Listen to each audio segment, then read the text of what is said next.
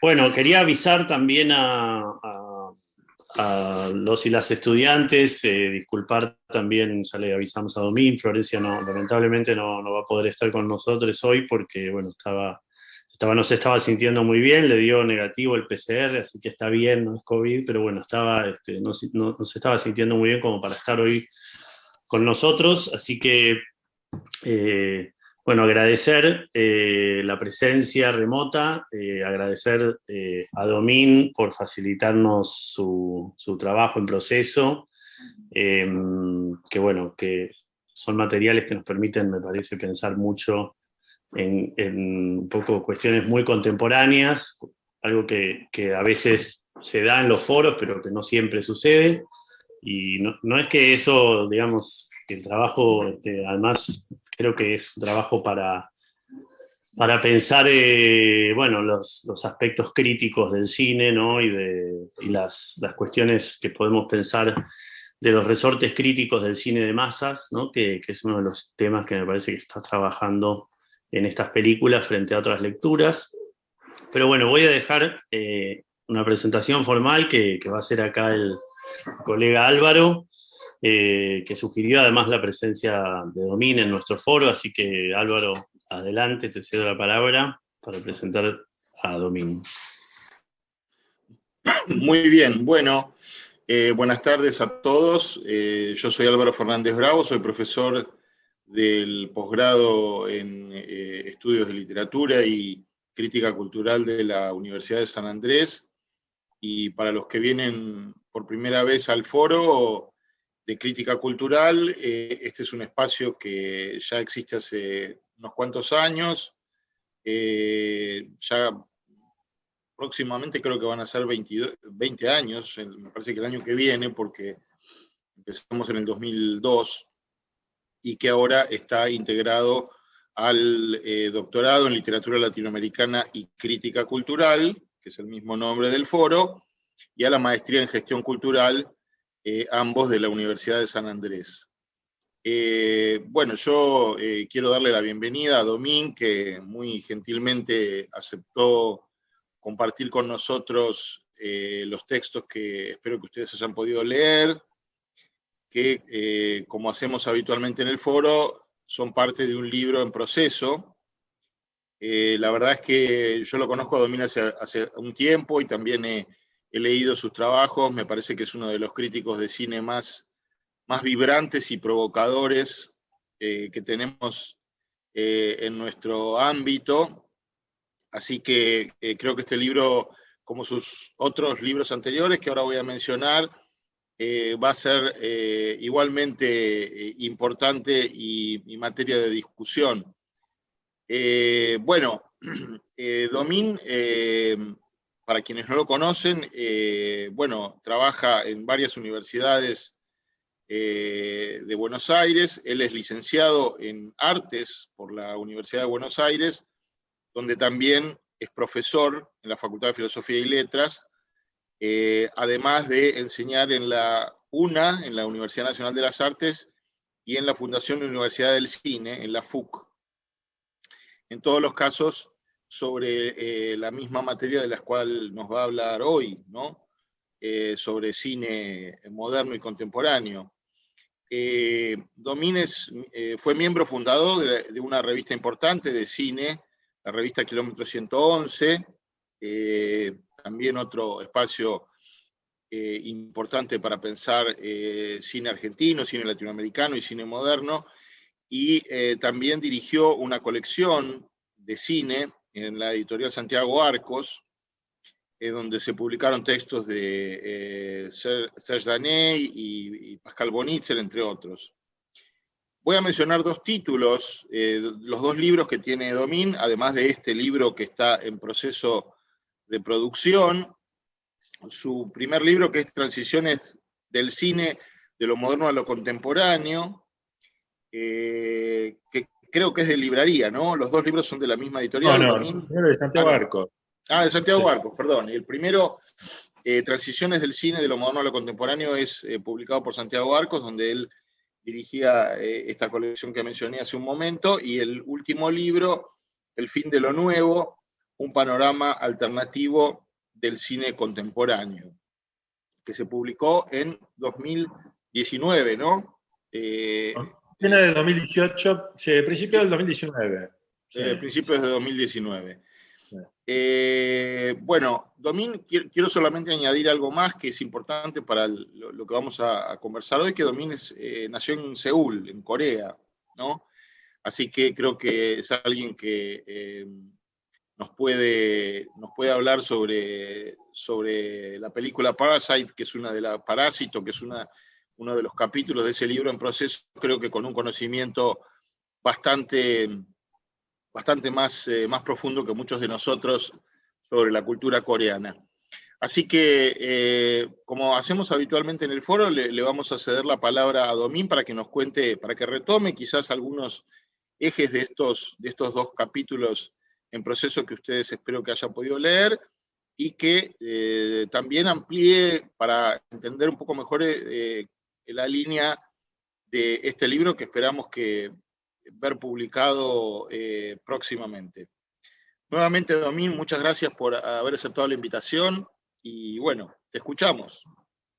Bueno, como siempre, perdón, nada, como siempre hacemos en el foro, para los que no son habitués, por favor, vamos a escucharlo a Domín primero y después abrimos a comentarios, preguntas y una discusión en torno a estos textos que él generosamente distribuyó con nosotros.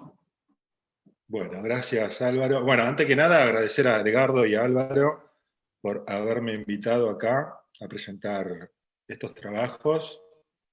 Y bueno, me dijeron que tengo 20 minutos para, digamos, la presentación, así que voy a tratar de acelerar un poco. Bueno, el texto que mandé, digamos, o los dos textos que mandé, son como una coda, digamos, ¿sí? de mi último libro, que es El fin de lo nuevo. Y acá, en El fin de lo nuevo, lo que quise hacer es, bueno, dar cuenta de la situación del cine contemporáneo, ¿sí? Entendiendo lo contemporáneo como situación y no como una excepcionalidad, ¿sí? Como lo entienden algunos filósofos como Alain Badiou o Agamben, ¿sí? Primero, dar cuenta, digamos, de la situación contemporánea para luego, si se quiere, digamos, podríamos hablar de la excepcionalidad o de los elementos, digamos, que se sustraen a esa situación, ¿sí? A mí me interesaba sobre todo hablar, digamos, de la situación actual, ¿sí? Y a través del cine dar cuenta del cambio cultural, tecnológico y geopolítico. Ese era como mi propósito en este libro, ¿no? Qué sé yo, hay que ver si lo logré o no, pero bueno, ese era como un propósito que yo tenía para este libro. Y para ello tomé películas de cine mainstream, ¿no? Yo cuando empecé a editar la revista Kilómetro 111, digamos, nuestro interés estaba en el cine moderno y despreciábamos el cine mainstream. Pero después me di cuenta que para hablar de la contemporaneidad es imprescindible, digamos, invertirnos, ¿sí? en el cine mainstream y en el cine comercial, por así decirlo, ¿no? Y con los análisis, según lo que me sugiere Mario Cámara, que está acá en el foro, ahora en este momento, ¿sí? me di cuenta que el libro plantea, ¿sí? tres temporalidades. Tres temporalidades que tienen que ver con la nostalgia con respecto al pasado, la melancolía, digamos, con respecto al presente, entendida como una sucesión de catástrofes, y la apocalipsis con respecto al futuro.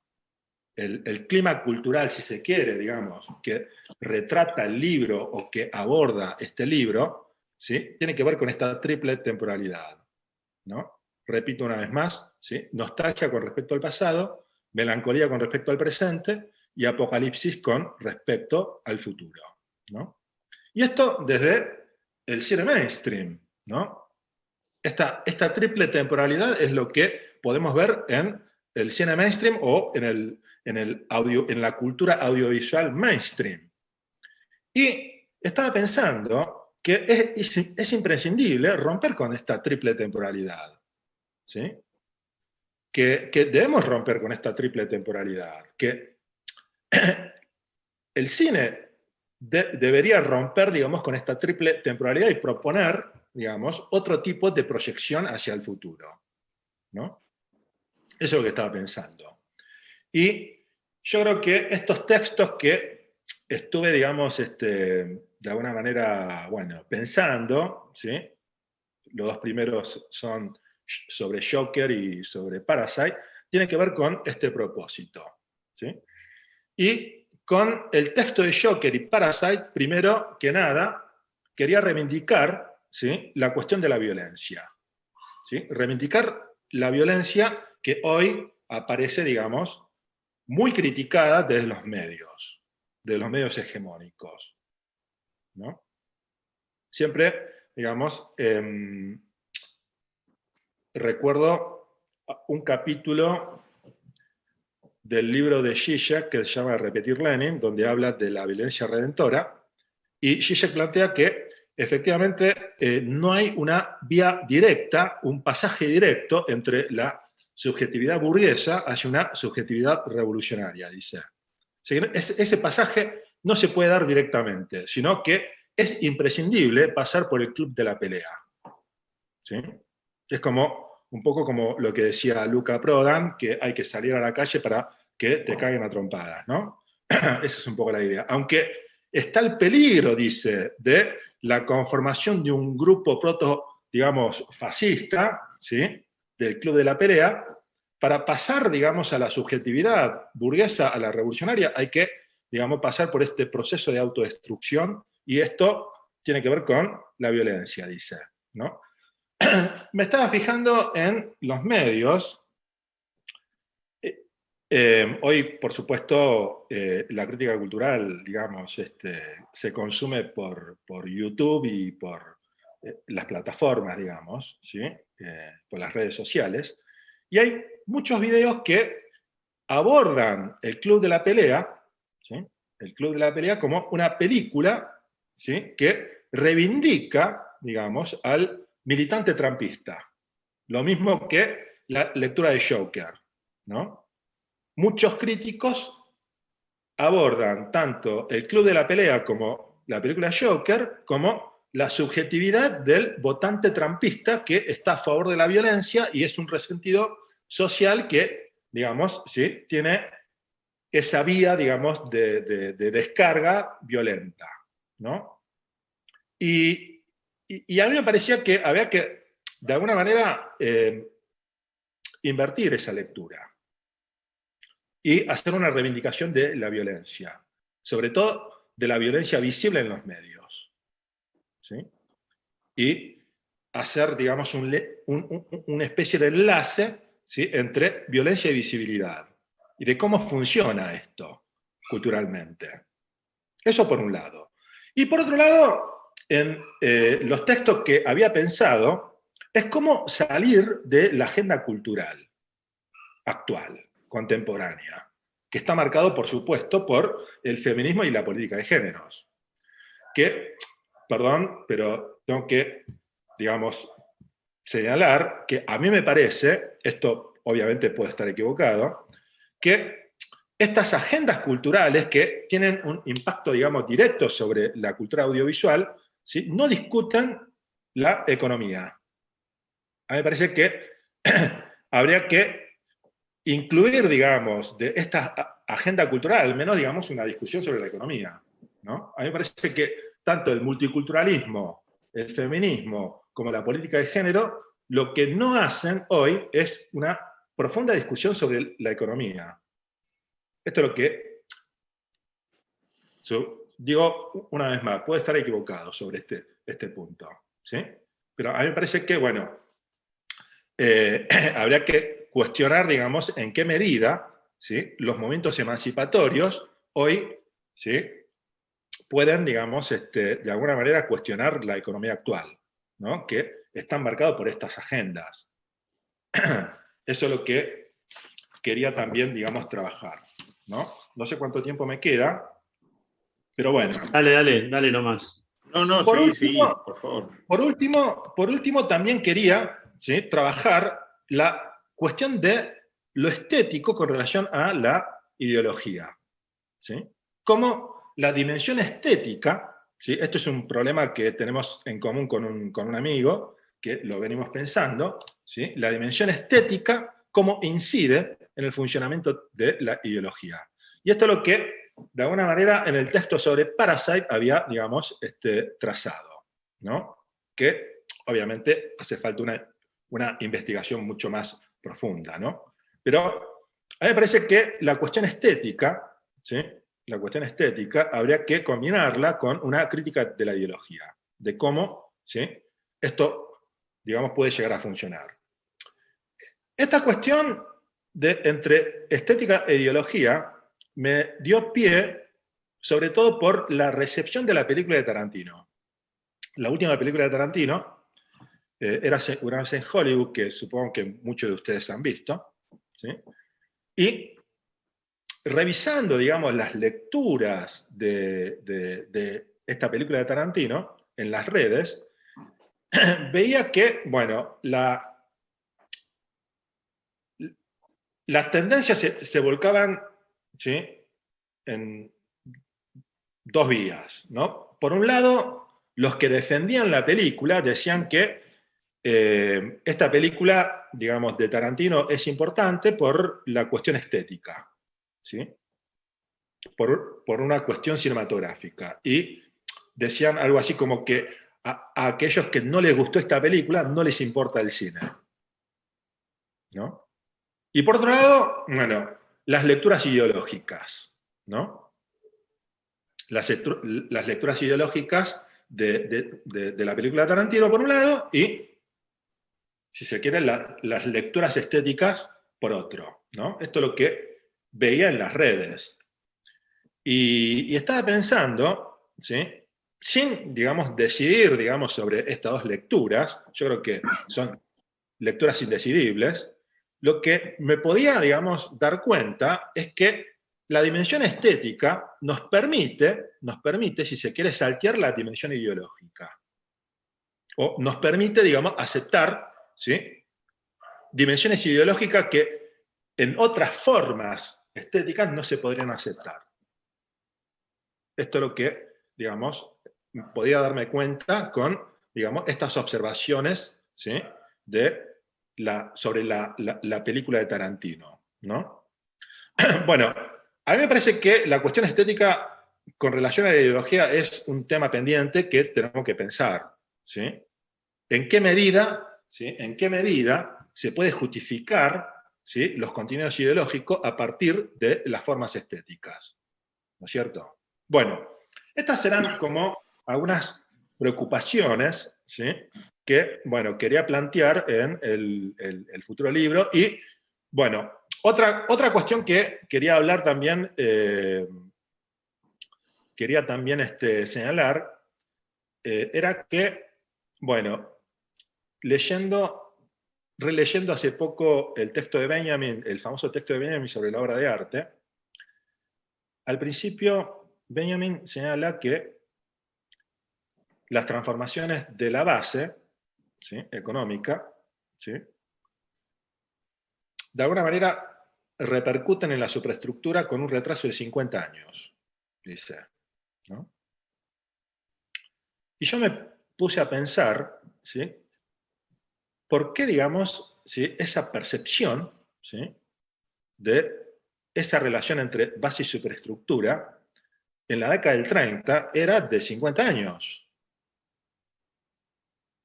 Hoy por hoy, evidentemente, digamos, ¿sí?, no podemos pensar ese retraso de 50 años, ¿sí?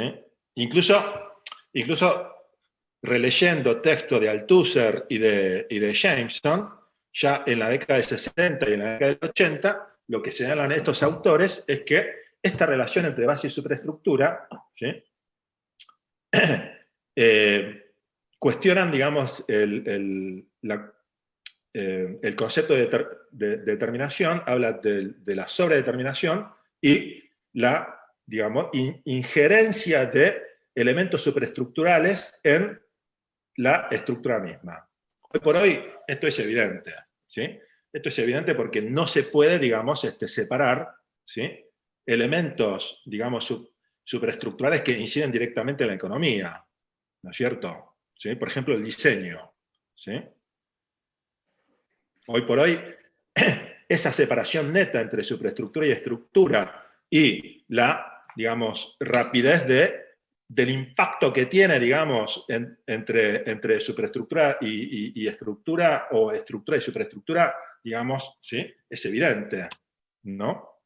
Bueno, esto me lleva a pensar, ¿sí?, qué combate cultural, digamos, debemos dar, ¿no es cierto? Batalla cultural debemos dar, ¿sí? O cuál es la salida sobre la batalla cultural, ¿no? Hay una cosa que me parece clara, ¿sí? Por supuesto, la batalla cultural o la cultura, ¿sí?, existe, ¿sí? Y la cultura entendida como lucha de clase por otros medios existe. El problema es que no es controlable, nadie sabe cómo luchar, ¿sí? Yo creo que esta es una de las cuestiones que me gustaría trabajar en el próximo libro, ¿sí? Yo no digo dar una respuesta sobre esto, sobre la lucha cultural, ¿sí?, sobre la batalla cultural. Pero, bueno, por lo menos pensarlo, digamos, de cómo se puede dar la batalla cultural, ¿sí? Bueno, estos eran algunos temas, ¿sí?, que había pensado, ¿sí? Y bueno, si leyeron, digamos, los textos que presenté, podemos dar paso a preguntas, discusiones o lo que sea. Ahí fui sumando en el Domin, en el chat, Sí. las personas que quieran sumarse con alguna pregunta, pueden o levantar la mano directamente, la mano virtual, como hizo Marina, que ya levantó la mano, me parece. Así que podemos empezar con un comentario de Marina y, bueno, o se anotan también en el chat directamente para abrir a comentarios o preguntas. Así que muchas gracias. Bueno, yo también tengo una pregunta. Adelante, Marina, sí. Bueno, gracias Edgardo, gracias Domín. Estoy en un lugar con otra gente, así que disculpen si se oyen ruidos. Quería preguntar, cuando levanté la mano, quería preguntar sobre esta posibilidad que planteaba Domín de ver la película de Tarantino y escindir la cuestión estética de la política o la ideológica, que creo que, bueno, más tarde él mismo lo fue respondiendo como imposibilidad, porque para mí, por lo menos, es imposible separar la cuestión estética de la dimensión política. Y otro comentario que me quedó pendiente respecto del comienzo de su exposición es acerca de cómo se plantean algunas agendas en los medios o en el debate público, social, cultural también ahora, y él entre esas agendas mencionó el feminismo o los feminismos, y debería decirle que quizás no esté tan interiorizado de esta propuesta o de estas agendas, porque en todos los documentos que se presentaron desde los feminismos aparece de manera prioritaria la agenda económica. Es una prioridad en la agenda económica desde el primer documento escrito por el movimiento feminista en la Argentina. Eso. Gracias.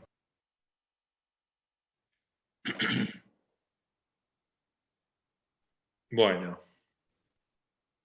tengo que contestar. ¿Sí?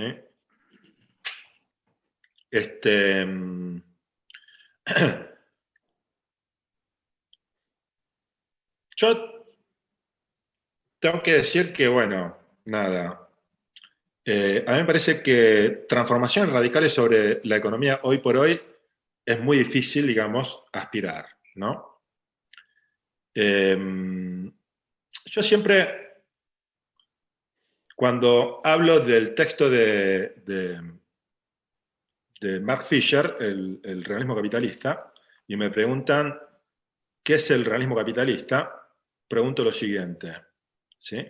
¿Alguien de ustedes, ¿sí?, en el foro, digamos, piensa que es posible refundar el comunismo de acá a unos años? Sean que estén a favor o en contra del comunismo, ¿no? ¿Alguien piensa que es posible refundar el comunismo?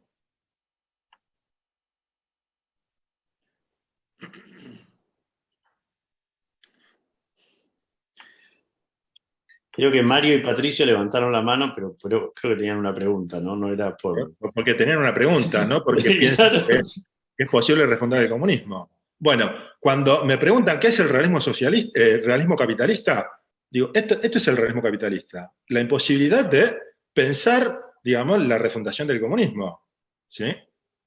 En ese sentido, me parece que la agenda cultural emancipatoria, ¿sí?, no puede, digamos, discutir la economía, en ese sentido, ¿sí? No es que no incluyan la agenda de la economía, ¿sí? Yo creo que tanto, digamos, es decir, esta agenda cultural que hoy, digamos, digamos, es visible en los medios y en, digamos, en distintas manifestaciones de la cultura, ¿sí?, no pueden, digamos, de alguna manera tampoco, ¿sí?, poner en cuestión el realismo capitalista. Esto es lo que digo, no es que no incluyan, digamos, una discusión sobre la economía, ¿sí?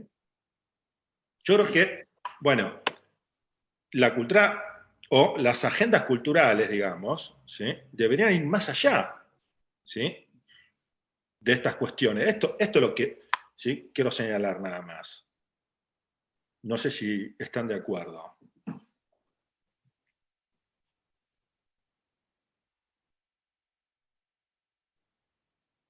Y no sé si, Domi, si querías decir algo en relación al primer comentario de Marina. Sí, sobre estética e ideología. Sí, sí. Bueno, siempre me acuerdo, ¿sí?, siempre me acuerdo de un comentario que hace John Berger sobre Kundera.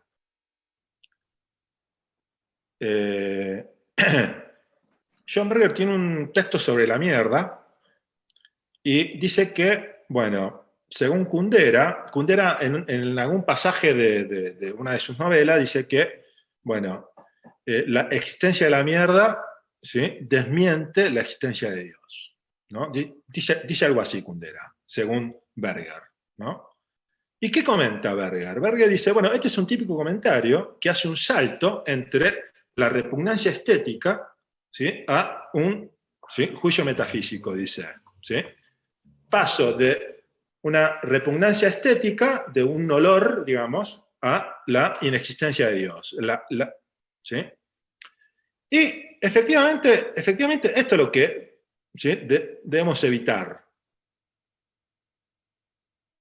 Pasar de una impresión estética a un juicio moral o un juicio metafísico, ¿no? Algo así plantea Berger. Y yo creo que tiene razón, ¿sí?, en eso. El gran problema, me parece, del ser humano es la dimensión estética en ese sentido. Que pasamos de una impresión, ¿sí?, que nos produce, digamos, un olor, una percepción, ¿sí?, algo, a juicios, ¿sí?, que no tienen nada que ver con la dimensión estética.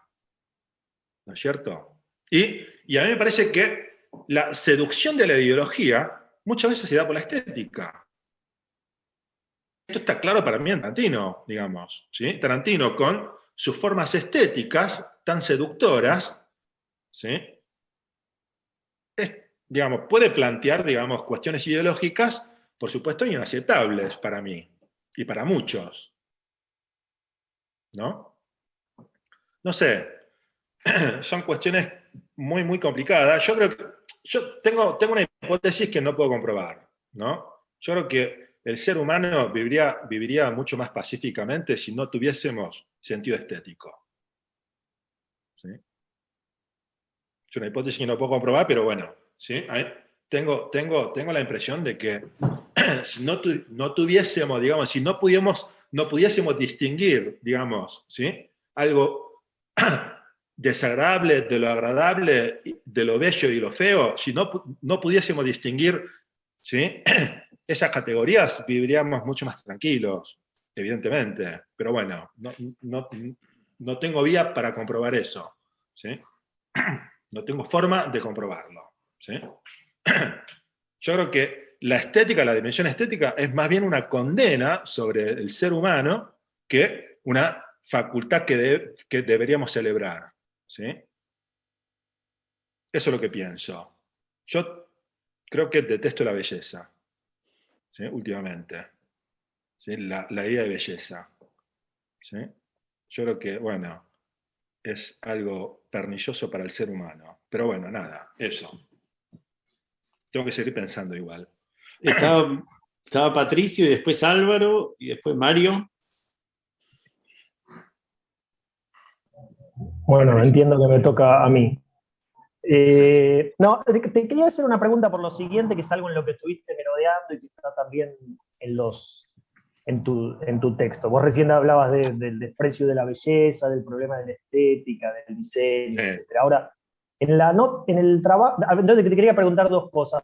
Una, a ver si, digamos, la pregunta por el éxito y el rendimiento comercial de estas dos películas, Sí. porque por un lado tendrían un componente emancipatorio, sobre todo Joker, en donde vos encontrás de posibilidad, digamos, o de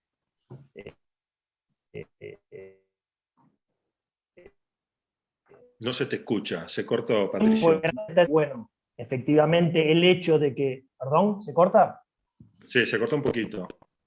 No, el hecho de que tengan éxito, y que sean un negocio, no las disminuye en su capacidad emancipatoria. Pero al mismo tiempo te quería hacer otra pregunta que quizás tenga que ver con esto que estuviste diciendo, porque, Sí. digamos, vos celebrás una cierta, digamos, como producto estético, como narrativa. Joker es una película, digamos, que se encabalga en la tradición narrativa más convencional y quizás incluso es un poco chapucera, pero hay algo de reivindicación por tu parte de cierta rusticidad de Joker, como si fuera necesaria para que tuviera ese potencial emancipatorio.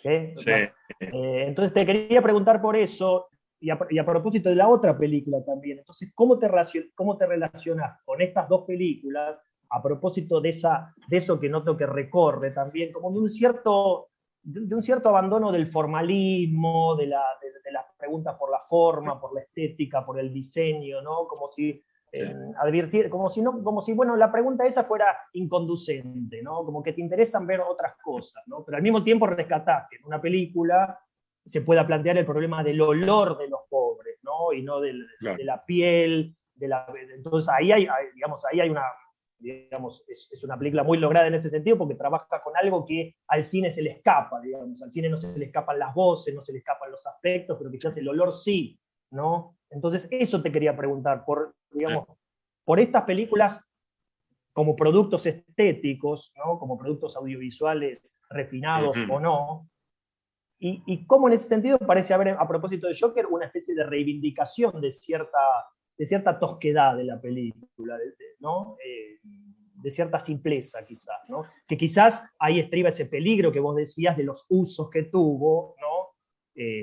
Para cualquier tipo de reivindicación, ¿no? Digamos, no quiero darles nombres, ¿no? Pero digamos, cuando la terminé de ver pensé que era algo peligrosa porque estaba eso, ¿no? Digamos, como la posibilidad de varios usos, ¿no? Que vos los marcaste, ¿no? Por ejemplo, es el votante de Trump, ¿no? Bueno, espero que se haya entendido la intervención y perdón la extensión. En primer lugar, es que yo creo que ya no tiene ni que plantear o si no tiene ningún sentido. Se corta. Sí, se corta. ¿Se cortó? Sí. Ahí sí, Domín. Bueno, sí. Ahí bueno.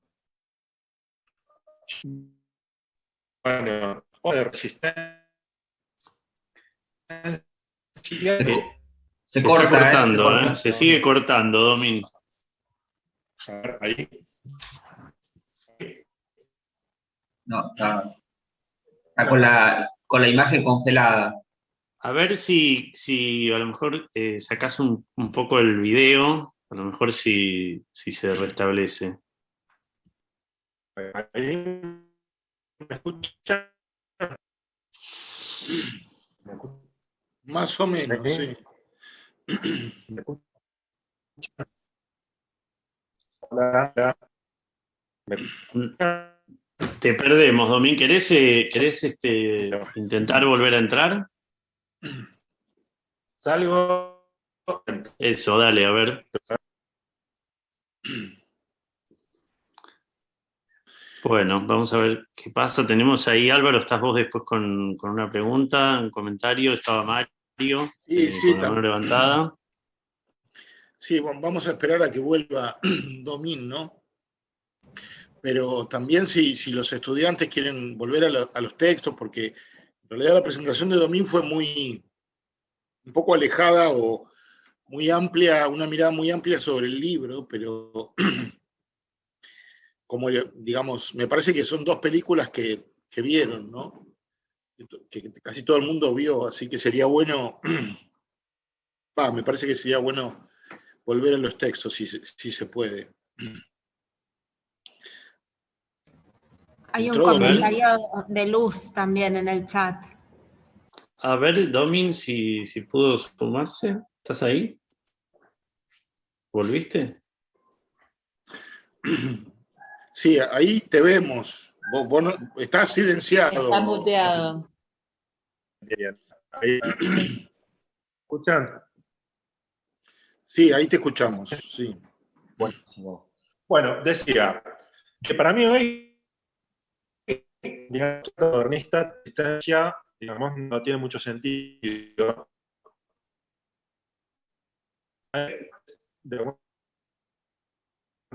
manera, estas, digamos, estas manifestaciones, ¿sí?, de comercial o audiovisuales comerciales, ¿no?, hacer una lectura contra de alguna manera.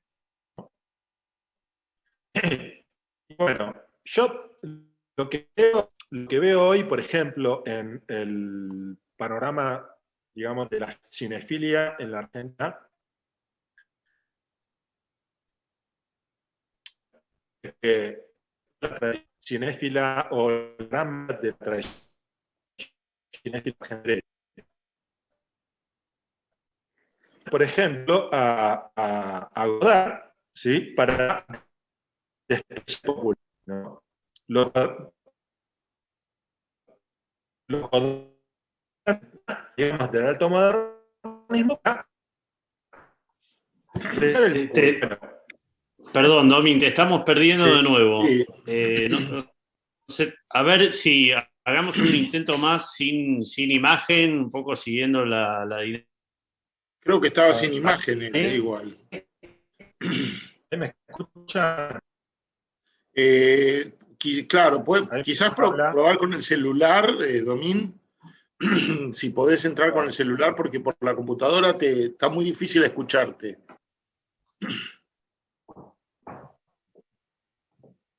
A ver.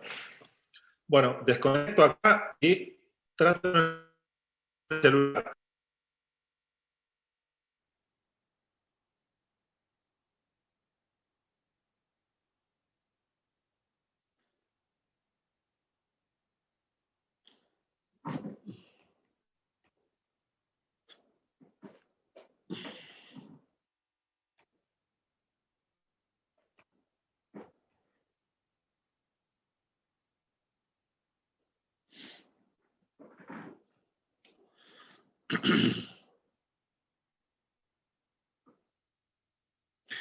A ver, ahí se te ve bien, por ahí mejora la calidad del sonido.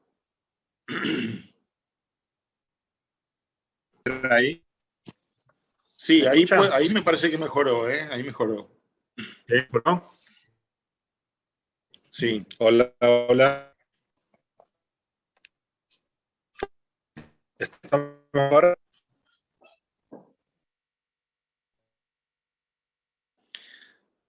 ¿Me escuchan? ¿O no? A ver, ahí mejoró A un ver. poquito. A ver, seguí hablando. Bueno, decía, para mí hoy, digamos, mantener una cultura altomodernista en ese sentido, se viene la en ese sentido, y a mí me parece que digamos, leyendo a trapelo o de las que podría ir en contra, digamos, esas películas. ¿Eh? Como la que hace Sarlo No se sobre te escucha, Domín. Se interrumpe mucho. A ver, quizás sin imagen, si querés probar sin imagen, a ver si así mejora. A ver, ¿ahí mejora? Vamos a intentar, dale, a ver si te podemos escuchar. Hola.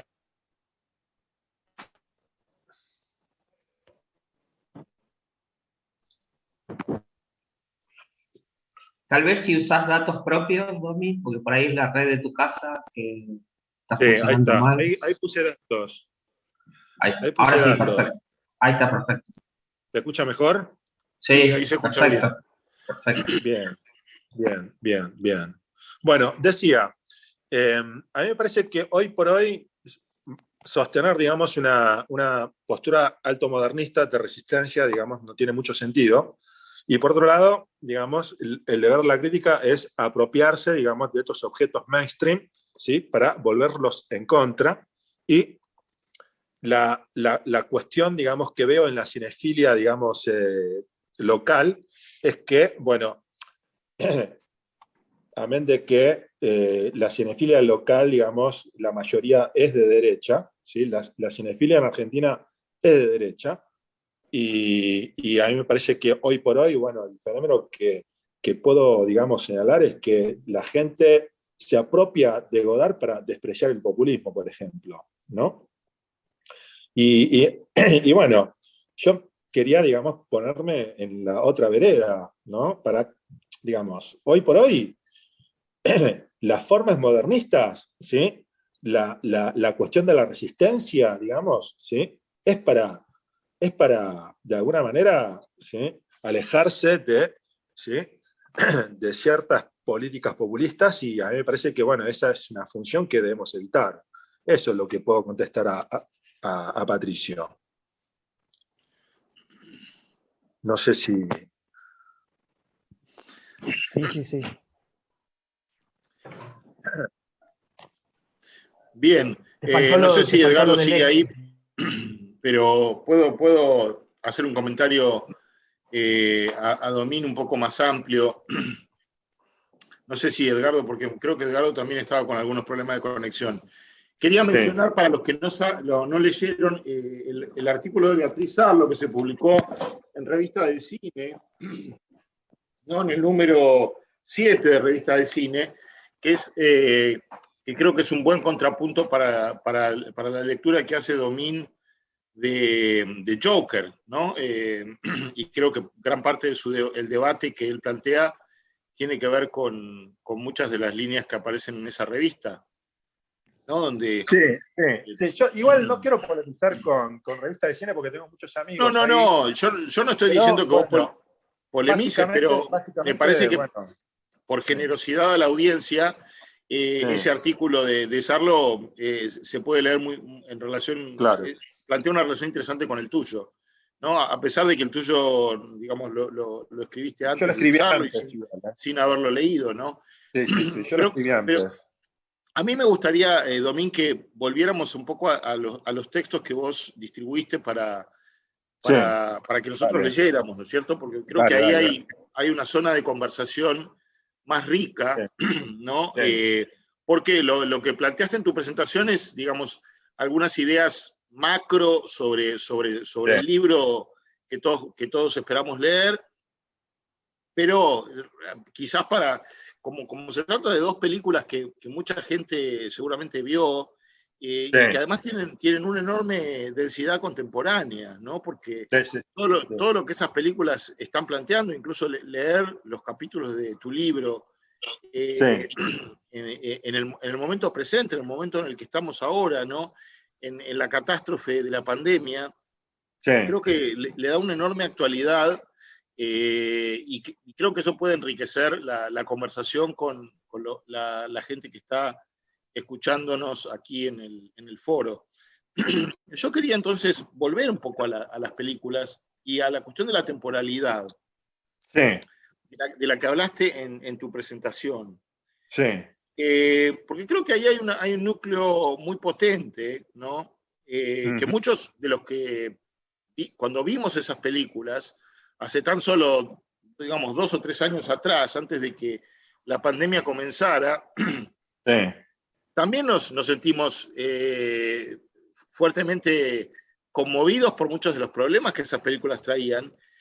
Y creo que ahí hay un núcleo y una apuesta interesante tuya como crítico, como lector también de la cultura popular, de la cultura de masas, digamos, ¿no? Para hablar del cine comercial, que plantea también un interesante desafío político y crítico, ¿no? De cómo situarnos frente a esos objetos de la cultura de masas que, como señalaba Patricio, podemos observarlos digamos, con objetos que tienen cierta rusticidad formal, pero que no obstante tienen una dimensión política contemporánea, digamos, muy importante.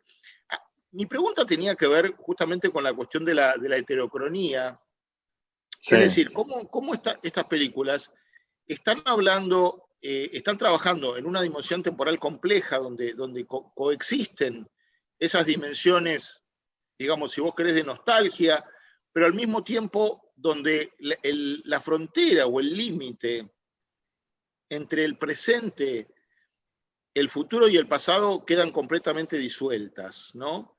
Es decir, son películas que están hablando, como vos lo señalás, ¿no? En el caso de Joker está hablando de un momento histórico de la ciudad de Nueva York muy preciso, el momento en el que, digamos, el neoliberalismo digamos, comienza tarea, la tarea destructiva de la que todos conocemos, digamos, y que estamos viviendo, digamos, sobre las cenizas de esa tarea destructiva, pero que al mismo tiempo plantea ambos films hablan de un futuro que no tiene nada de futuro, es un futuro que tiene un presentismo sobrecogedor, digamos, ¿no?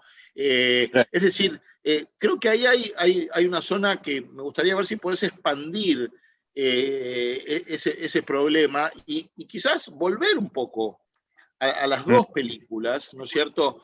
Que una película del cine norteamericano de masas, premiada en festivales, ¿no? De un director también de masas, y en el otro caso, bueno, una película que habla del contexto coreano, un contexto que puede tener muchas diferencias, pero que evidentemente marcan en los dos casos ecos y resonancias muy importantes con el presente en el que estamos sumergidos nosotros ahora, ¿no? A ver si podés ir en esa dirección y también abrir a los estudiantes y a las otras personas que están acá en el foro por si quieren decir algo. Yo creo que como punto de partida debemos reconocer que la política del modernismo ha fracasado. Yo creo que como punto de partida lo mínimo que tenemos que hacer es reconocer que la política del modernismo ha fracasado. Yo quiero partir de ahí, digamos, de ese reconocimiento, ¿sí? Que concebir, digamos, la obra de arte como resistencia, ¿sí?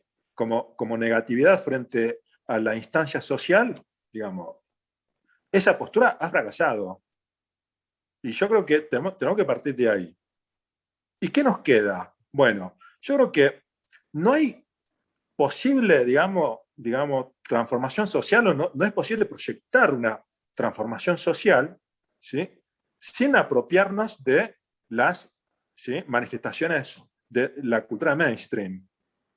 Y yo creo que, bueno, una de las cuestiones que debemos pensar es cómo apropiarnos de las manifestaciones de la cultura mainstream. Esto es lo que a mí, si se quiere, me atormenta, ¿no? En el año 2019 se termina con una protesta globalizada en distintas partes del mundo, ¿sí? Yo supongo que todo el mundo recuerda esas protestas globalizadas en Praga, en Hong Kong, en distintas ciudades de Estados Unidos, ¿no? Y eso se termina con la pandemia. Por supuesto, esto, ¿sí?, alienta a cualquier tipo de, ¿sí?, hipótesis conspirativas que no tienen ningún sentido o no podemos comprobar, ¿no es cierto? Ahora, ¿cómo, digamos, acompañar, si se quiere, esos movimientos? Yo creo que desde la cultura, bueno, en la cultura mainstream, no nos queda otra, me parece, ¿no? ¿De qué nos sirvió, digamos, defender películas u obras que en todo caso ven 5.000 personas, ¿no?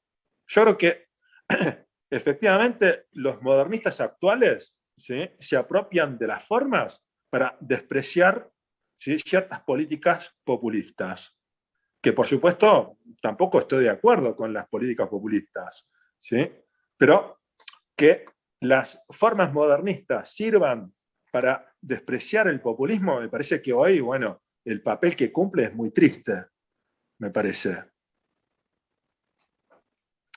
Tampoco hay respuesta sobre qué hacer. Esa es una pregunta que nadie puede contestar, me parece. Pero al menos podemos pensar, ¿sí?, en la crítica cultural, ¿sí? ¿Qué debe hacer la crítica cultural? Si seguir defendiendo, digamos, ¿sí?, objetos altomodernistas o intentar hacer otra cosa. En ese sentido, digamos, ¿sí?, planteaba la apropiación de Joker y Parasite, ¿no? En ese sentido. Mario levantó la mano. Mario, habías levantado la mano antes, ¿no? Nunca Sí. te preguntaron. Sí. Bueno, Mario, y después está Ida, que preguntó también. Bueno, gracias, Domín, por Sí. la presentación y los textos.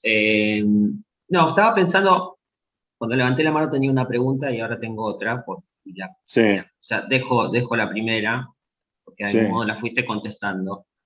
Sí. Digamos, en el esquema que vos planteás, el papel de la crítica es muy importante, ¿no? Es decir, la apropiación pareciera tener que estar mediada por la crítica, ¿no? Es decir, frente al mainstream o a la industria cultural, por usar la categoría adorniana, Sí. habría una lectura diferente a la que la propia industria cultural se propondría, digamos, ¿no? O sea, Joker sería una película para entretener, pero en el medio habría una lectura que encuentra ahí una potencia o posibilidad de resistencia o un escenario para pensar políticas de la emancipación, etcétera, etcétera. Sí. ¿Vos pensás digamos, qué pensás de eso? Si es necesaria esa mediación crítica, y además, si puede existir algo así como un mainstream crítico, ¿no? Autoconscientemente crítico, digamos. En En el libro El fin de lo nuevo, lo que me daba cuenta, analizando películas como Toy Story, es que estas películas mainstream, dirigidas a los niños, lo que hacían era incorporar una dimensión crítica. Hoy por hoy, cualquier ficción parte de una situación deconstruida. Digamos, la deconstrucción hoy por hoy es digamos, una premisa para cualquier, digamos, ficción, ¿sí? Mainstream. Pensemos en Shrek, por ejemplo. ¿Sí? Shrek, digamos, es una película para niños, ¿sí? Una película de animación que efectivamente es parte de una situación deconstruida. La deconstrucción hoy me parece que es como una premisa, ¿sí? Para cualquier proyecto cultural. ¿Sí? Se ha convertido, la deconstrucción se ha convertido en lugar común, me parece. Y en ese sentido, el mainstream se apropió de la dimensión crítica, lo mismo que Matrix. ¿Qué es Matrix? ¿No? Si ustedes ven Matrix, ¿qué es? Es la imagen digital, ¿sí? Criticando la tecnología digital. Se apropia, digamos, de la crítica para construir, digamos, un nuevo espectáculo, ¿no? ¿Qué hace? ¿Y qué debería hacer la crítica frente a estas manifestaciones mainstream que se apropian, digamos, de la dimensión crítica masivamente? ¿No? Esa era una de las cuestiones, digamos, que me atormentaban en el libro anterior, ¿no? Esta dimensión crítica introyectada en la cultura mainstream, en el cine mainstream, en el cine comercial, ¿no? Y que la deconstrucción se haya convertido en un lugar común, ¿sí? Para construcción de cualquier tipo de ficción, ¿no es cierto? Yo creo que la cultura mainstream es mucho más inteligente que nosotros, en ese sentido, que los críticos, ¿no? Y bueno, yo creo que debemos reconocer esa situación para seguir haciendo crítica. Yo no sé si la crítica es importante, la crítica murió, o estamos viviendo en un, ¿sí? Un momento, ¿sí? Postcrítico o postfilosófico o lo que sea. No lo sé, pero, digamos, para seguir, digamos, justificando nuestra existencia, me parece que debemos pensar esa dimensión. Eso nomás. ¿Sí? Gracias. Había una pregunta de Ida que había levantado la mano. Hay unos comentarios de Luz también en el chat, Edgardo, te aviso. Sí. Bien. Están los comentarios, sí, podemos. Vamos a darle la palabra a Ida y después vamos con los comentarios de Luz. Buenas tardes, Domín. Mi nombre es Mauro, es un problema de que muchos usan esta cuenta, entonces, bueno, me quedó este nombre, no es un nombre ficticio. Mauro. ¿Qué tal, Mauro? Bien. Vos habías dicho, hablando de otra película que es mainstream y tiene una crítica que obviamente no está en el programa de este foro, pero que a mí me toca, porque es una de mis películas preferidas. Sí. Hablaste del Club de la Pelea y dijiste que, bueno, el accionar de Tyler Durden y sus secuaces es fachista y... No dije que era fascista. No, eso interpreté yo así, dije, me pareció... por ahí fue una mala interpretación de lo que vos dijiste. No, porque no me parece que no aplicar el epítome de fascismo a ese movimiento que se quiso formar, no. Claro. Una categorización medio difusa. Claro. No, eso solo, perdón. Yo te entendí eso en un momento y quería comentarlo. No. Yo lo que hice era comentar, digamos, a partir de el análisis que hace Zizek del Club de la Pelea, que dice que efectivamente no se puede hacer un pasaje directo entre la subjetividad burguesa a la subjetividad revolucionaria sin pasar por el Club de la Pelea, aunque exista el peligro de convertirse en un grupo de solidaridad masculina protofascista. Esto es lo que señala Zizek, ¿sí? Aunque haya ese peligro, hay que pasar por el Club de la Pelea, dice Zizek, ¿sí? Bueno. Eso bueno. Es lo que... no sé, por eso como no pude entender esa parte y bueno, me gustaba preguntarte esto. Gracias. Bueno. Luz, tenías unos comentarios que pusiste ahí en el chat, no sé, Domin, si los querés retomar. Luz dice que está con mal Wi-Fi. Bueno, te lo leo. Hay un comentario que dice, sigo participando por acá. Me pregunto qué es el modernismo sino apropiarse de la cultura mainstream, y el comentario Sí. anterior que había mencionado también la dimensión estética en el sentido de también el trabajo en torno al objeto, ¿no?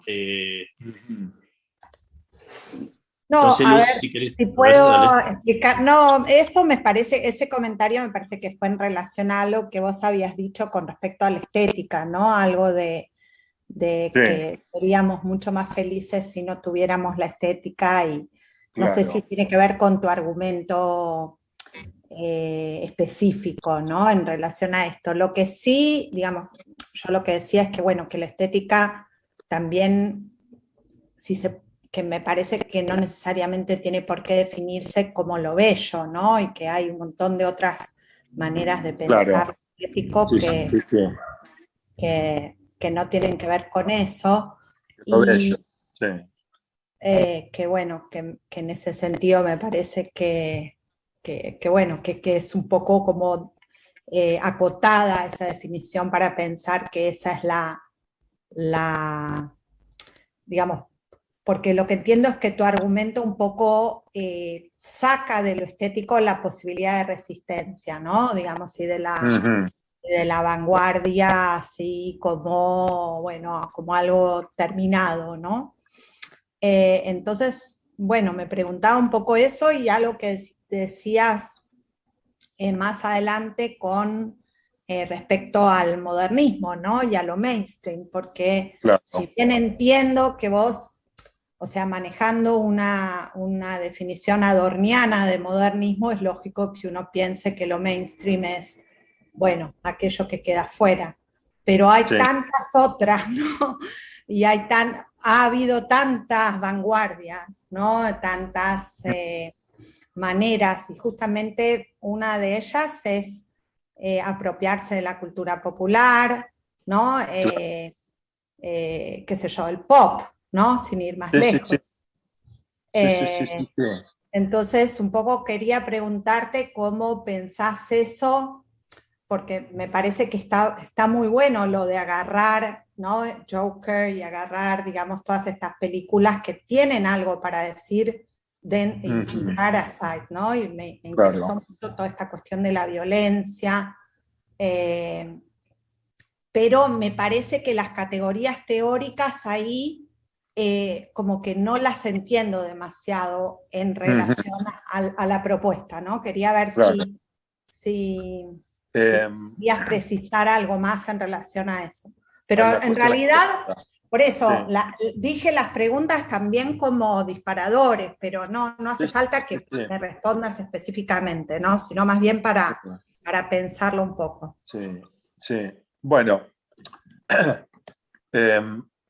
yo lo que pensé últimamente con respecto a estos textos que elaboré como para, bueno, ¿sí? Capítulo de un futuro libro, estaba pensando, como les decía, en la dimensión estética, ¿sí?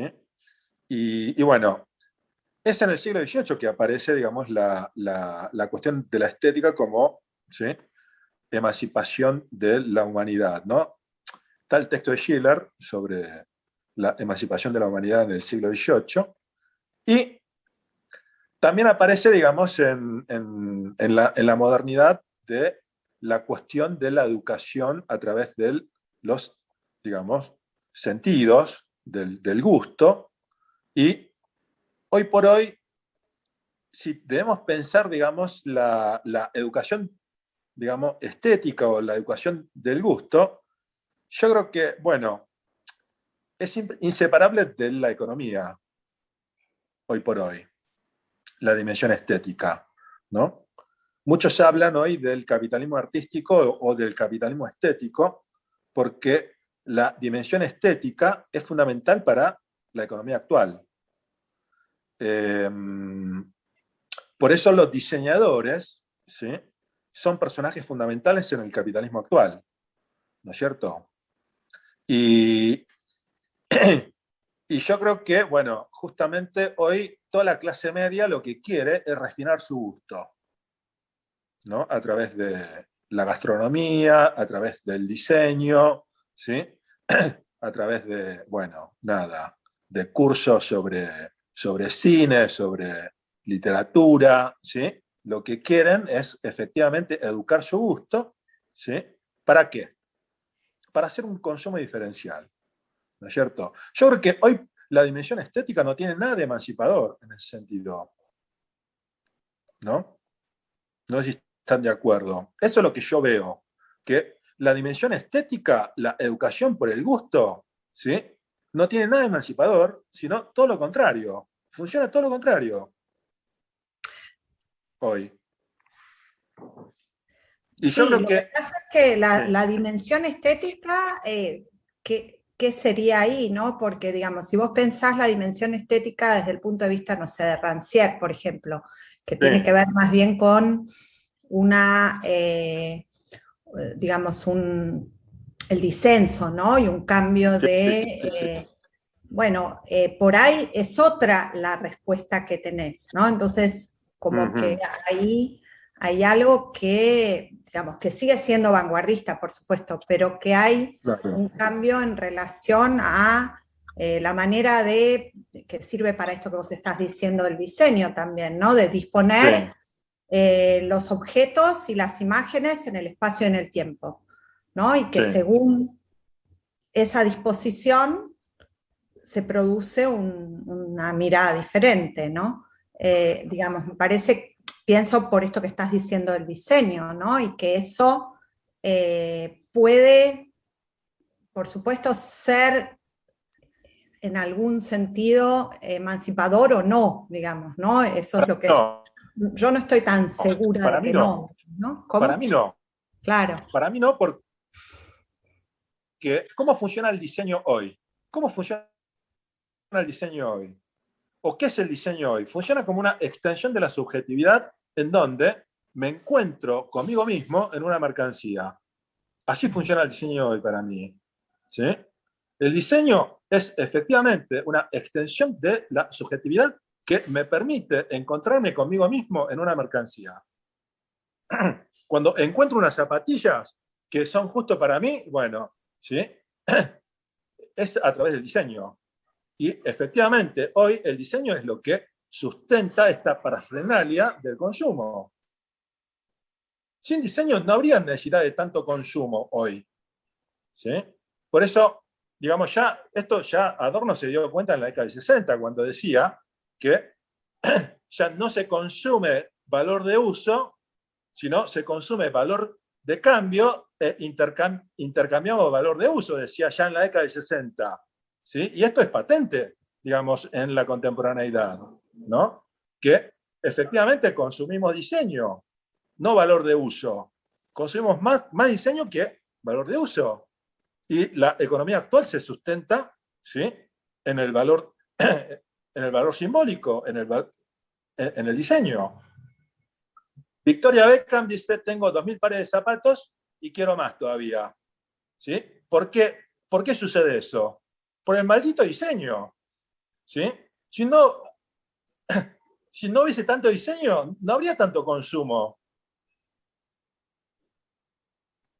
Para mí está claro eso. Y esto es la dimensión estética de cómo funciona la contemporaneidad. Pero en el diseño también tenés el diseño, qué sé yo, urbano, el diseño digamos, de ciudades, digamos, de cómo, no sé, una cantidad de otras cosas que no tienen que ver solo con el diseño de objetos mercantiles. Claro. Y que para eso también depende de cómo lo hagas, vas a vivir de una manera o de la otra, ¿no? Sí, y que hay un cierto impacto en el vivir, ¿no? En la vida. Sí. Y la vida hoy, la existencia es inseparable de la estética y del diseño. La relación con lo que llamábamos naturaleza. ¿no? Hoy toda la experiencia están diseñadas. ¿Sí? Todas las drogas son de diseño. ¿Sí? Es todo diseño hoy. Y yo creo que, bueno, el capitalismo pasa por el diseño en gran medida. ¿Cómo atentar en contra del capitalismo? Para mí hay que matar a los diseñadores. Si queremos combatir el capitalismo, yo creo que hay que eliminar a los diseñadores. ¿Sí? Pasa que, bueno, no podemos proponer esto. ¿no?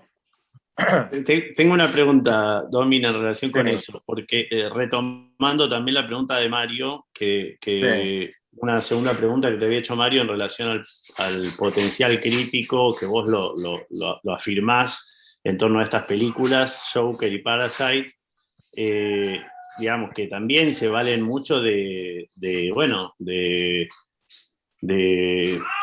gente que trabaja en cine, pero que también trabaja en el diseño, en un montón Claro. digamos, en un montón de técnicas que no son fáciles de hacer, ¿no? Son películas muy, muy difíciles de hacer Muy también. difícil. Sí. Y la otra cuestión, también respecto a ese potencial, digamos, ese potencial crítico, esa idea que vos tenés de ir a buscar ahí, también pensar en relación con que por un lado Álvaro decía en un momento, bueno, Joker es en realidad una película de época también, ¿no? Es una película que no habla del presente de manera desplazada. Parasite no, es una película bastante más actual. Me quedé pensando también en lo que planteaba Luz recién, que si no me equivoco, en Parasite, la manera en la que entran, digamos, la familia que van a reemplazar a la otra familia que está ahí, digamos, la familia que se hace pasar por... que es dando clases de dibujo, si no me equivoco, o es por vía de la educación y de la educación estética que consigue, ¿no? Entonces me parece que ahí hay un punto para trabajar como de qué manera, quién puede falsificar o quién puede hacerse pasar por... Claro. Que me parece que es como una tradición de la picaresca o una tradición que se podría, me parece, pensar como un potencial ahí de... Pienso también, Claro. mencionaba en el chat la película Bacurau, que me parece que también sería interesante hacerla dialogar con estas dos películas, porque es una película brasileña que intenta ir hacia lo masivo, pero con un director que viene como de una tradición más modernista, si querés, como Claire Mendoza, claro, y que usa el cine de clase B, ¿no? Que lo recupera mucho. Me parecía que ahí también te podía servir para pensar, y lo que me quedé pensando mucho también es en la dimensión de género y en los feminismos o las disidencias, diría de manera más amplia, que también me parece que en esas películas, sobre todo en Parasite y en Bacurau, aparece una dimensión de redención y de futuro y no de presente apocalíptico, ligado a imaginación de otros mundos que no están sucediendo, ¿no? Donde se está planteando también un poco que hay mundos, quizás un tipo de modernismo también, que es importante incluso hasta que celebrar que se termine, ¿no? Como que como que hay ahí un intersticio en esa, digamos, afirmación de un modernismo que terminó, que también puede tener que ver con una subjetividad o con una idea de una estética que a lo mejor muy, muy masculina o de otra época quizás, ¿no? Para pensar, ¿no? Para agregar un componente más. Claro, sí, sí. Me cuesta hablar de Corea porque, bueno, yo soy coreano y bueno, desprecio bastante Corea del Sur, porque es un modelo de país que siempre se lo rescata para, digamos, criticar, digamos, el Corea del Norte. Por supuesto, nadie puede aceptar un país como Corea del Norte, ¿sí? Que es un delirio Corea del Norte. Eso, obviamente, nadie puede aceptar. Pero, ¿qué es lo que sucede siempre? El éxito de Corea del Sur se lo toma, ¿sí? Para efectivamente criticar, ¿sí? A Corea del Norte y a las sociedades, ¿sí? Digamos, al comunismo, ¿no? Ese miedo, digamos, ¿sí? Que el comunismo se expanda, que es hoy por hoy completamente absurdo, ¿sí? Digamos, Corea del Sur se lo usa, digamos, para eso. Ahora bien, yo creo que Parasite es importante porque a pesar del éxito económico que tuvo Corea, no pudo resolver esta cuestión de la desigualdad, ¿no? Y esto es de lo que habla Parasite, ¿no? Y yo creo que en ese sentido es una película importante, que hay que rescatar por una cuestión geopolítica de cómo se lo usa Corea, digamos, para criticar cierta idea de comunismo, ¿sí? Y por otro lado, ¿sí? Señalar, aunque haya tenido, digamos, ¿sí? Un éxito descomunal como país, no pudo digamos, solucionar el tema de la desigualdad. Y yo creo que en ese sentido, digamos, hay que rescatar Parasite y no, digamos, ¿sí?, ahondar, digamos, en las cuestiones estéticas, en las cuestiones, digamos, del modernismo y cómo se ubica, digamos, esta película con respecto a la tradición modernista del cine y todo eso, ¿no? Y bueno, nada, yo en el texto hablo de la pobreza en Corea y de la homogeneidad, digamos, étnica que existe en Corea, que efectivamente una película como Parasite solamente podría funcionar en un país como Corea. Por ejemplo, en Argentina sería imposible pensar una película como Parasite, ¿sí? Sería imposible. Eso es lo que planteo. Y además, a mí me parece que es fundamental, ¿sí?, el final, que esté traducido, ¿sí?, la canción final. No sé, yo no la vi en el cine, la película, y no sé si en el cine, ¿sí?, traducen la canción final, que eso yo lo marco en el texto.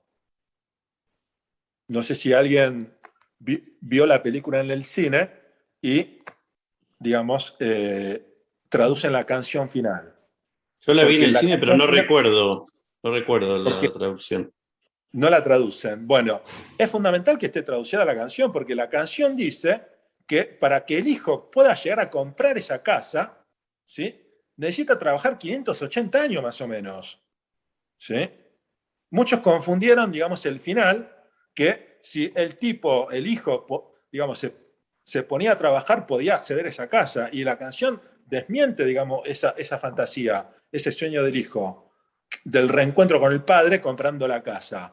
Porque la canción dice, bueno, debería trabajar 580 años para comprar esa casa. Eso es lo que dice la canción. Y efectivamente, digamos, ¿sí?, yo creo que es una película muy potente en ese sentido. Muy potente. Y yo creo que una película mainstream que plantea, digamos, esas cuestiones, ¿sí?, sobre todo teniendo en cuenta la posición, digamos, geopolítica de Corea, a mí me parece que es una película que hay que rescatar, ¿no?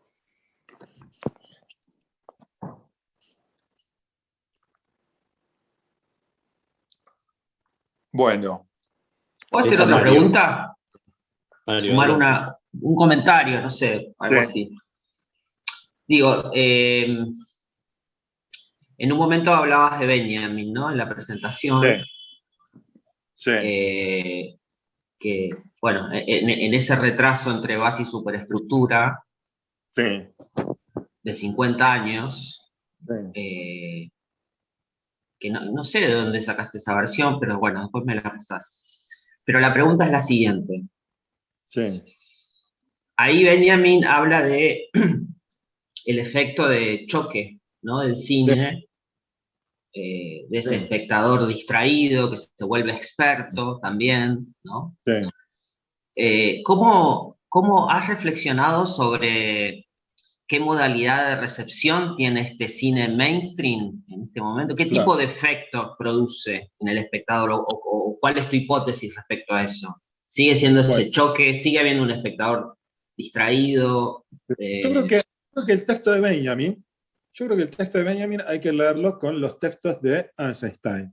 Cuando Benjamin, digamos, habla del cine revolucionario o el arte revolucionario, yo creo que está pensando en la vanguardia soviética y está pensando en Eisenstein. Eisenstein tenía el proyecto de hacer cine y a través de su cine, a través de este choque, digamos, a través de, digamos, el trabajo del montaje, impactar directamente, digamos, en la conciencia del espectador para producir, ¿sí?, autómatas revolucionarios, decía Eisenstein. ¿Sí?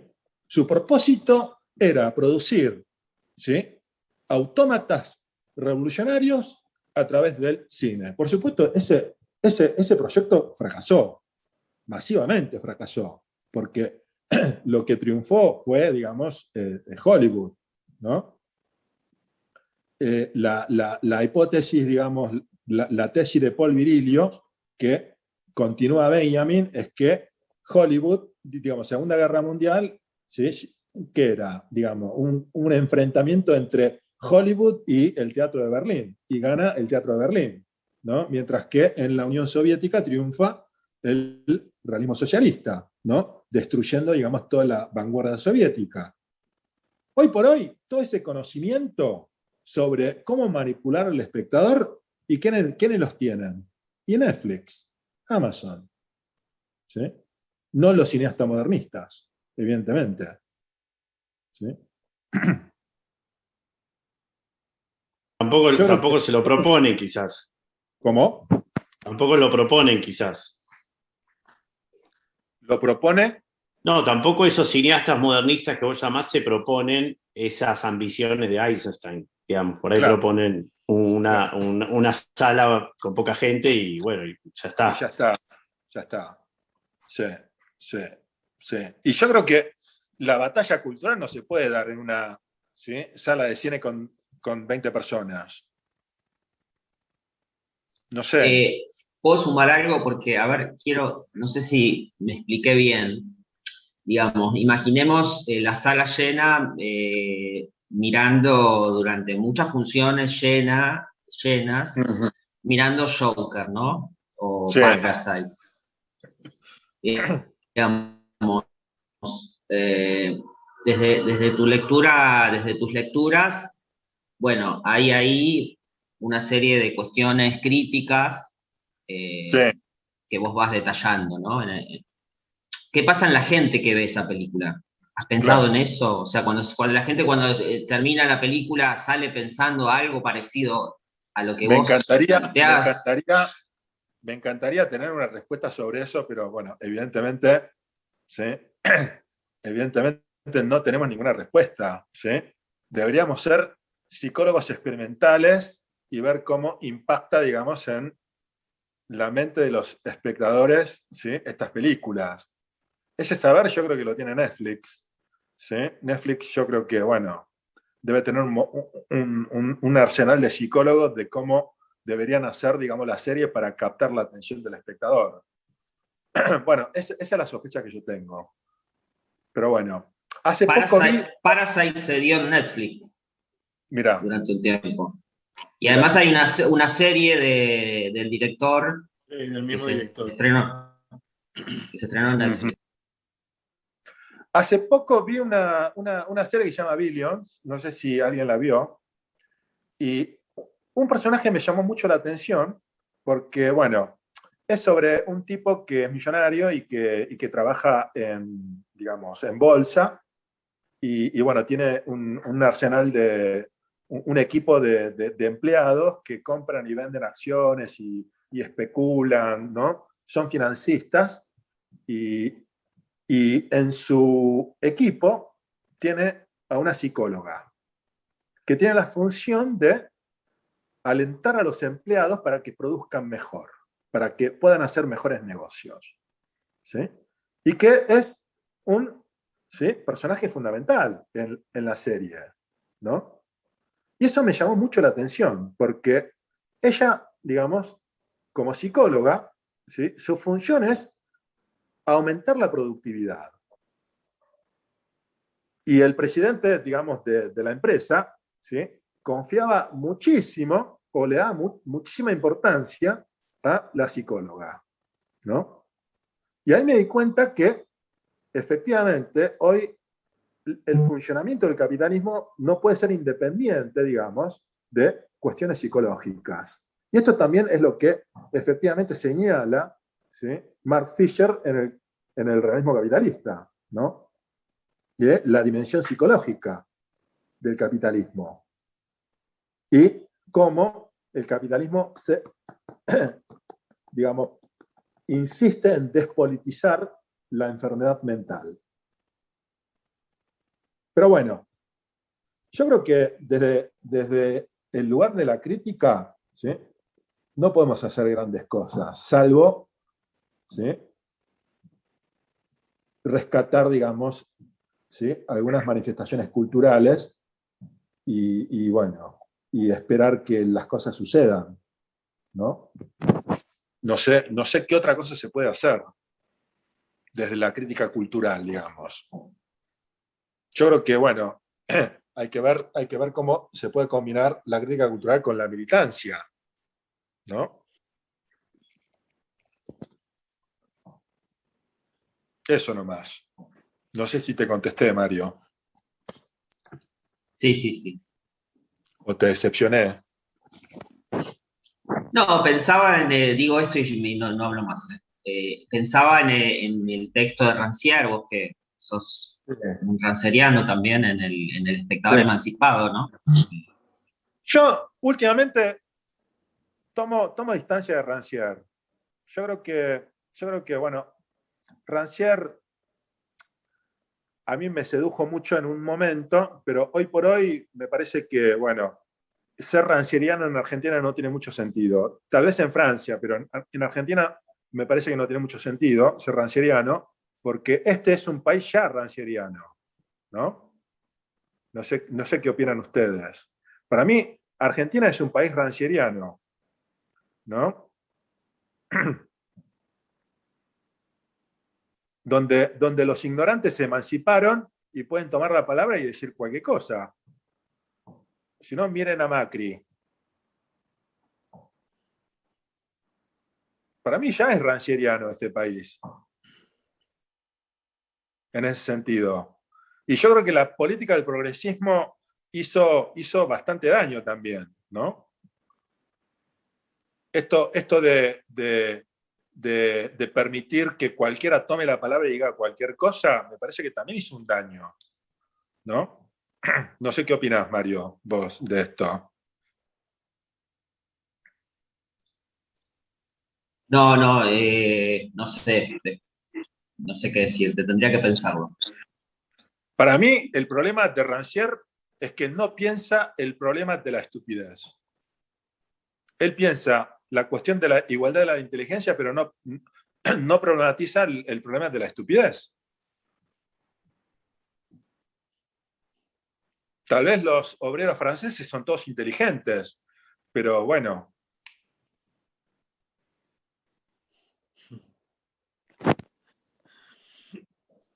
A mí, hoy por hoy, Rancière no me cierra para, digamos, analizar la situación cultural en la Argentina. Pero bueno, habrá que también, ¿no? ver detenidamente cómo se puede pensar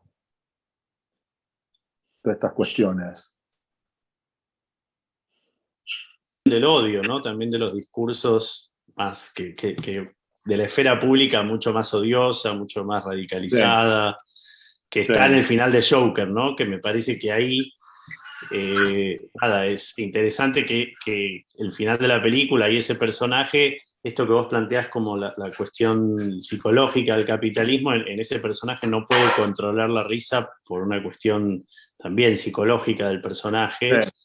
Me parece que está muy bueno ¿cómo decís? Enfocarte en eso, ¿no? Que no es una máscara, es algo como accidental en el personaje, no lo puede evitar, ¿no? Es como esa condición de casi de lo contemporáneo, que sería como el efecto del neoliberalismo, no poder controlar eso, ¿no?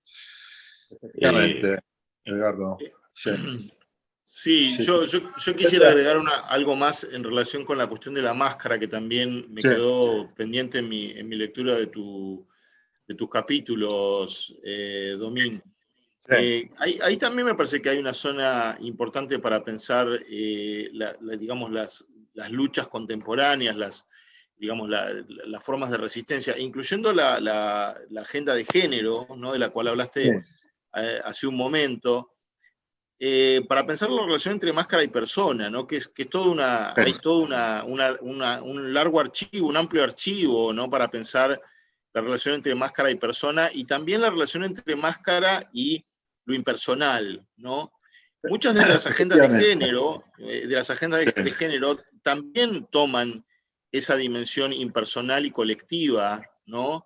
Es decir, poner ciertas luchas, por ejemplo, pienso también en las luchas de las minorías sexuales, ¿no es cierto? Las luchas, por ejemplo, de los sectores de travestis y trans, que también están trabajando en la dimensión de la máscara y persona, como dos conceptos que tienen una larga genealogía, que viene de la tragedia griega, ¿no es cierto? Y pasa por Hannah Arendt y por Wittgenstein, donde hay algo interesante que quizás, tal vez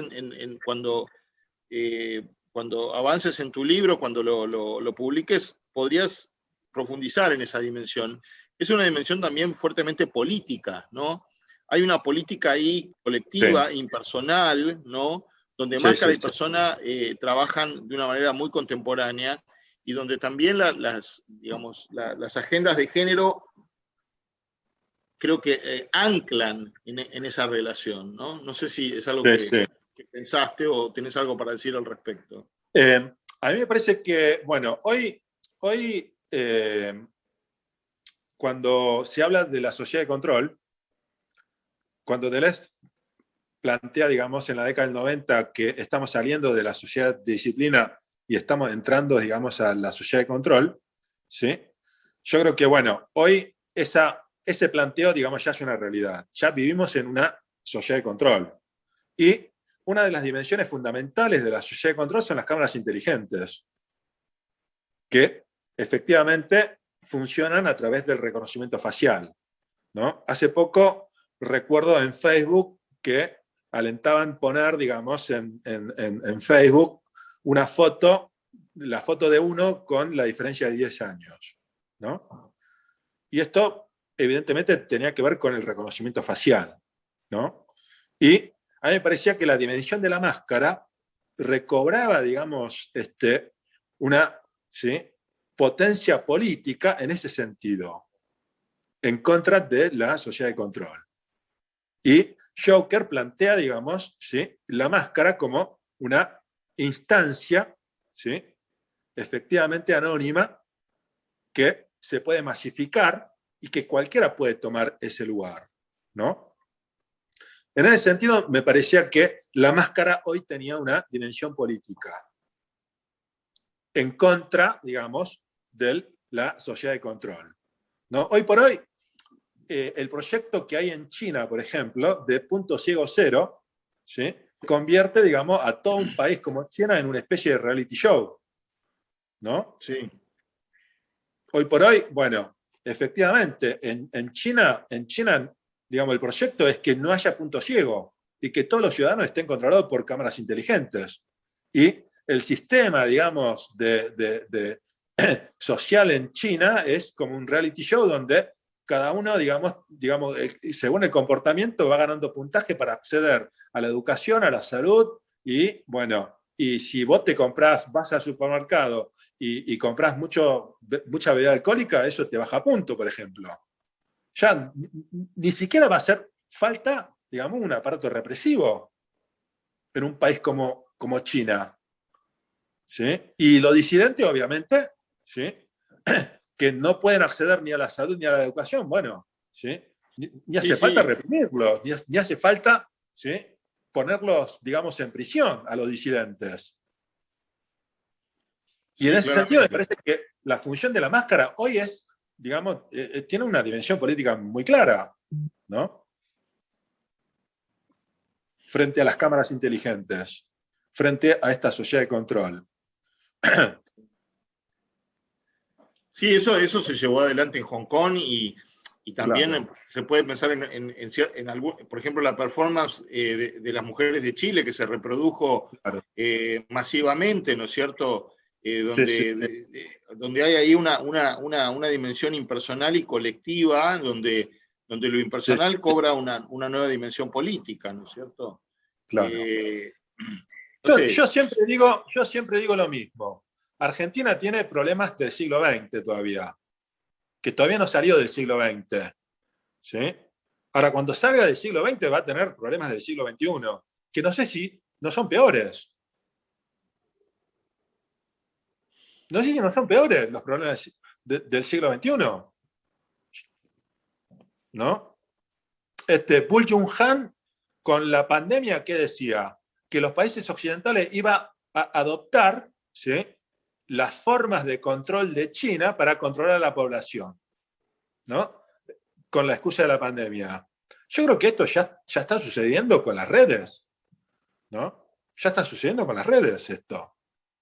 Este control, digamos, de los países democráticos. Por supuesto, el control no puede ser tan evidente como en China, en los países democráticos, en los países occidentales. Pero que ese control existe, eso es innegable. Es innegable.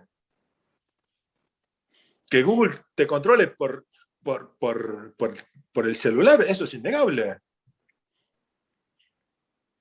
Si Amazon, Google, Facebook tienen todos tus datos, digamos, eso es innegable, me parece, ¿no? Y en ese sentido me parece que la dimensión de la máscara, bueno, es un componente más, un componente político más. Sí. Yo agradezco vivir en Argentina y todavía tener problemas del siglo XX, la verdad. ¿Sí? No sé ustedes. No quisiera vivir en un país hiperdesarrollado donde te controlan con cámaras inteligentes. Vieron que asesinos seriales no existen más, incluso en el cine, ¿no? La última película de asesino serial se ubica en la década del 90, porque no existen más los asesinos seriales en estas condiciones actuales de la sociedad de control.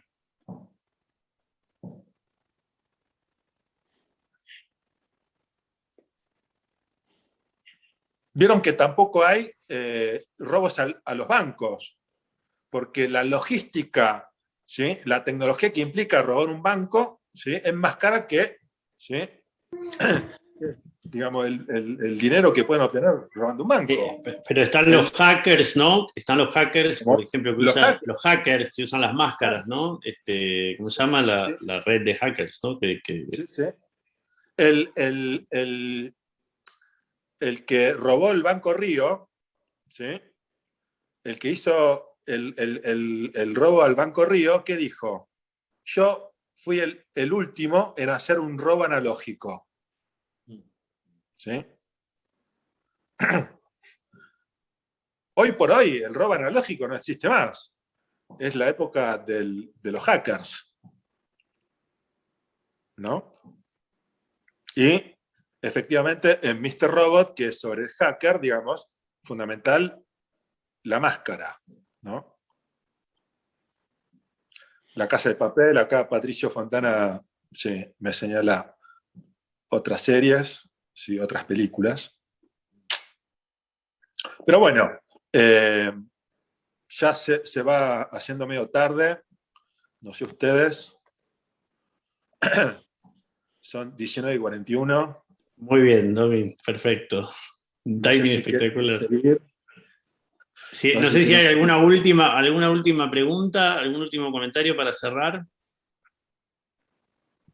No sé si... Quizás yo quiero dejar en el chat, porque Adomín habló de que una película como Parasite en Argentina no es probable, y casualmente por una cuestión de gente conocida de contactos, di con una película que se llama Los Dueños de 2013, donde se reproduce cierta dinámica donde los peones quieren ser los dueños de la estancia y Mirá. como que hay... Y es hasta premonitoria. Es más, yo tuve la oportunidad de hablar con el director y le dijimos, pero vos fuiste a buscar a estos coreanos y le pusiste los derechos de autor, y no, se reía, pero lo dejo acá en el chat. Mirá.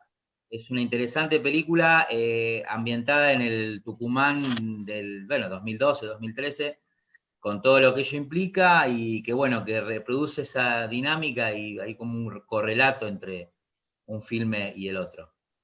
Buenísimo, buenísimo. Bueno, muchísimas gracias, Domín.